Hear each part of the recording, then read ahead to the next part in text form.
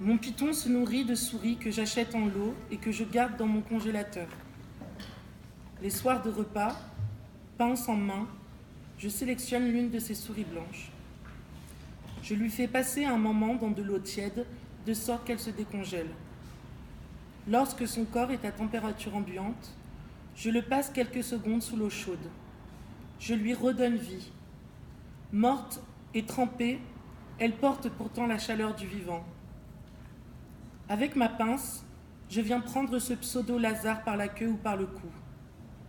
La prise par la queue peut effrayer le reptile et ainsi empêcher le nourrissage.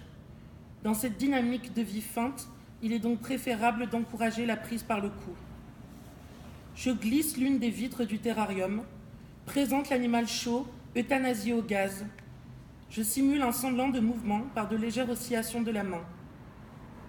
Une odeur de proie, un corps chaud et du mouvement.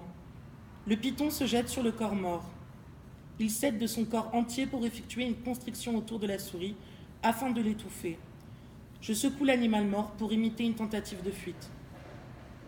Cette prédation scénique prend place chaque samedi soir dans mon appartement. Je simule la vie pour que mon python se nourrisse. Je lui présente une offrande chaque semaine. Il la sacrifie à chaque rituel. Il est Dorothy et moi, le magicien.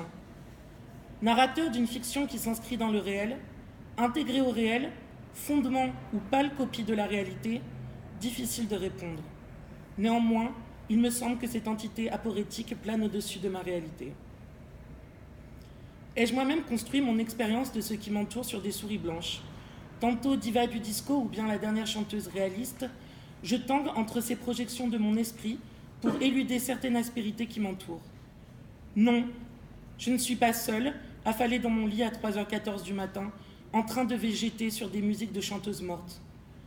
Je préfère me voir habillée de noir dans une pose alanguie, écoutant à bout d'oreille ce que Barbara est en train de me confesser. La nuit noire devient le temps de toutes les éventualités. Un regard ou un sourire, et j'appelle le traiteur et commence le plan de table. De ce fait, un effleurement est déjà un geste de trop. Auteur, narrateur et personnage, je suis dans une fiction que j'entretiens et subis simultanément.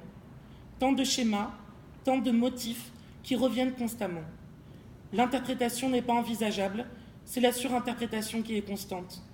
De la même façon que les phénomènes s'imposent à moi, le filtre de la fiction s'impose à eux. Je n'ai jamais aimé le simple fait de dormir. Chaque soir, devoir s'arrêter parce que la condition humaine nous y contraint, quelle horreur. Attendre l'endormissement est terrible. L'espace vacant entre l'état de conscience et la perte de contrôle due au sommeil me confronte aux choses que j'occulte durant le jour. Quand je ne savais pas lire, ma mère me lisait des histoires avant de dormir. Encore une autre, c'était mon leitmotiv. Je ne connaissais pas encore le groupe Queen, mais je chantais déjà The Show Must Go On. Je n'accepte toujours pas la mort du jour. Le silence de la nuit est propice aux vues de l'esprit. J'aime prendre des décisions la nuit. Des fantasmes nocturnes chassés par l'astre solaire au petit matin. Les décisions nocturnes ne sont plus là durant le jour et je me retrouve donc irrémédiablement dans la même boucle qu'hier. Je revis le même épisode dans lequel seulement quelques nuances me font penser que chaque jour est différent. Ma devise enfantine doit-elle dorénavant être à l'interrogative?